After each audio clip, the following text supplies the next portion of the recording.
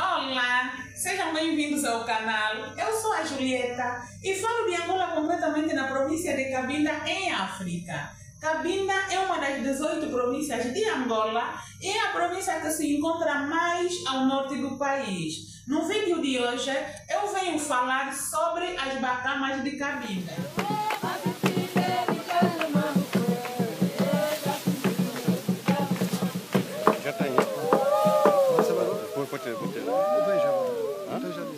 Espera aí.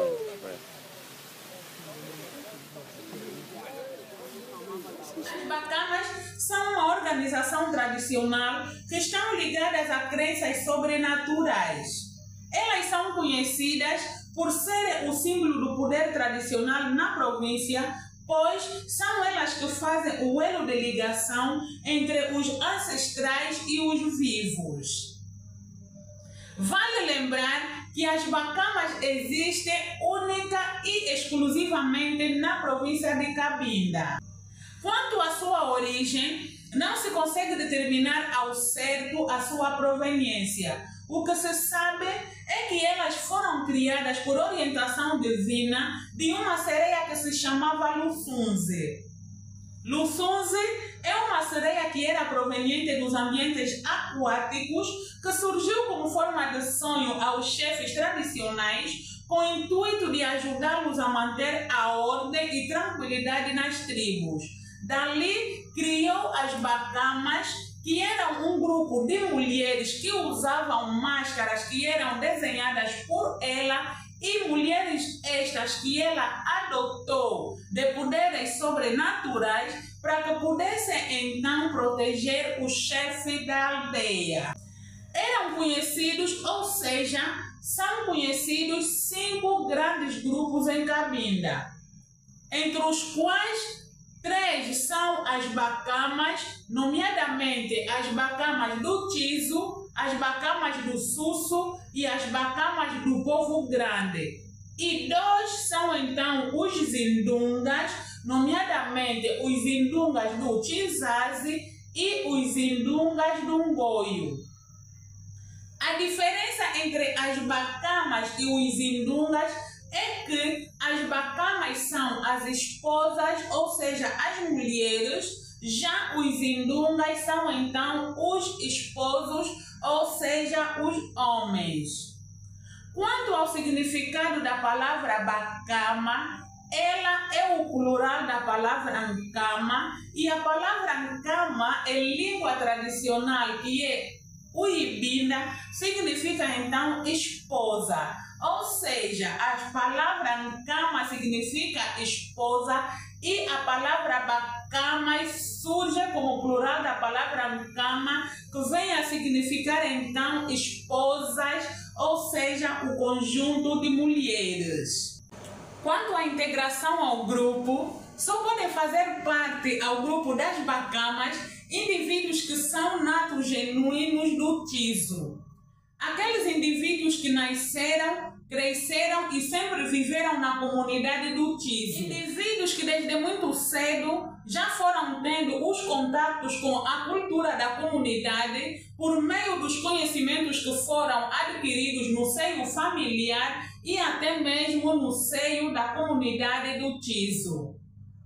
Não basta ser de Cabinda para fazer parte das bacamas. Antes, precisa ser um indivíduo totalmente comprometido em preservar, cumprir e fazer cumprir os valores do grupo e também cumprir e fazer cumprir as tradições que são deixadas pelos nossos antepassados. O Tizo é uma zona montanhosa que se encontra muito próxima da cidade. É uma zona considerada o centro do poder tradicional do povo de Cabinda e é lá onde se encontra o santuário principal das bacamas. Entretanto, para eleger este novo membro ao grupo, é realizado um ritual de iniciação que compreende algumas etapas. Depois de sentir a necessidade de um elemento novo para o grupo, o comitê do grupo reúne-se e passa então a avaliar o comportamento dos natos da comunidade do Tizo. Depois de identificado um novo candidato, ele é surpreendido surpreendido em sua casa durante a noite, sem que as demais pessoas da comunidade se apercebam. Ela é levada ao santuário e é brutalmente espancado até que o líder do grupo ordena que pare. Daí, o candidato é deitado ao chão, o chefe do grupo informa aos demais membros sobre a existência de um novo elemento ao grupo e o novo candidato é então informado sobre as regras do grupo, das quais ele terá que cumprir, pois que este elemento passa então a ser socialmente diferente dos demais elementos da comunidade. Lembrar que o não cumprimento dessas regras podem causar sanção de morte. Depois desta fase, o grupo festeja então, onde eles vão beber o vinho de palma, que é fornecido então pelo novo membro, e dali é organizada uma grande festa com formas de incluir o novo candidato ao grupo. O espancamento serve então para espantar as ideias antigas e incluir um novo espírito ao novo candidato, no sentido dele passar a viver as normas do grupo e identificar-se então com os ideais do novo grupo.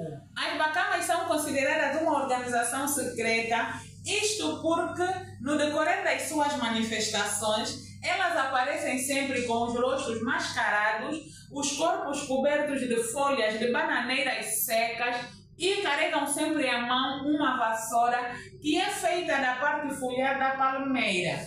Isto torna impossível distinguir quem são os verdadeiros integrantes do grupo das bacamas, ou seja, nunca em momento algum alguém conseguiu identificar ou reconhecer um dos integrantes por detrás daquelas vestimentas. Aliás, o sigilo entre os membros do grupo é extremo. Depois de cada atuação, as folhas de bananeiras são queimadas e as máscaras são então guardadas no santuário.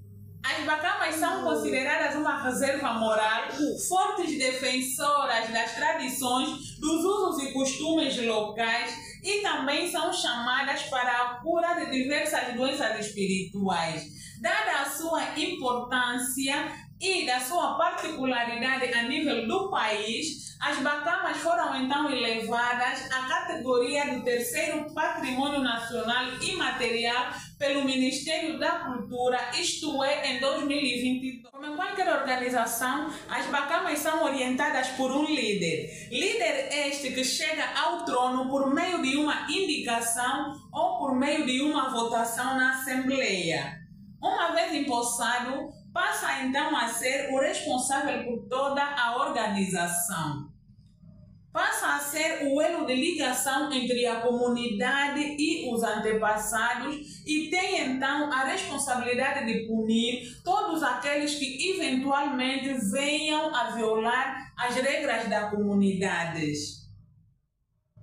Ele é chamado para conceder a cura às diversas doenças do âmbito espiritual mediante a invocação dos espíritos dos antepassados e é ele a pessoa indicada para conceder bênção nas inaugurações de algumas instituições públicas sempre que solicitado. Este líder dos bacamas chama-se então um tomassi, ou seja, um sacerdote tradicional. Na sua representação, este líder apresenta-se sempre com um chapéu à cabeça, chapéu este que se chama ngunda, um pedaço de pele de leopardo, o que simboliza poder, ou seja, o poder das bacamas é comparado a um leopardo.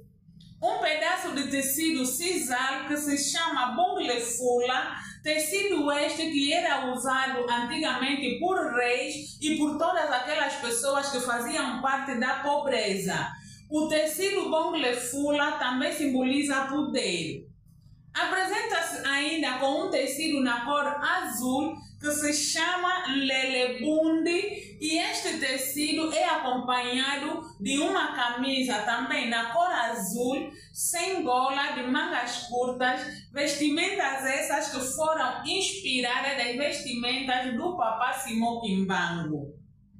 Atualmente, toda essa vestimenta só é usada para conceder bênçãos tradicionais e deve sempre ser usada descalça. Passo então a citar aqui alguns mitos e verdades sobre as bacamas de Cabinda. As bacamas de Cabinda não podiam atravessar o rio Zaire, ou seja, elas não podiam subir em um avião ou mesmo sair da província de Cabinda sob pena de perderem todo o seu poder. No decorrer das suas atuações, se aquela vassoura que elas carregam à mão te tocasse, ficavas doente ou até mesmo morias. Se uma menina de Cabinda, concretamente da tribo dos Baoios, tivesse filhos antes de passar pela casa de tinta ou o Chicumbe, era levada ao Tizo, concretamente no Santuário das Bacamas, e assim ela e o pai do bebê eram obrigados a dançar diante da família, todos despidos. O nosso vídeo vai ficando por aqui. Muito obrigada por assistir até agora. Já sabe, é sempre um prazer tê-lo aí do outro lado e conto contigo nos próximos vídeos.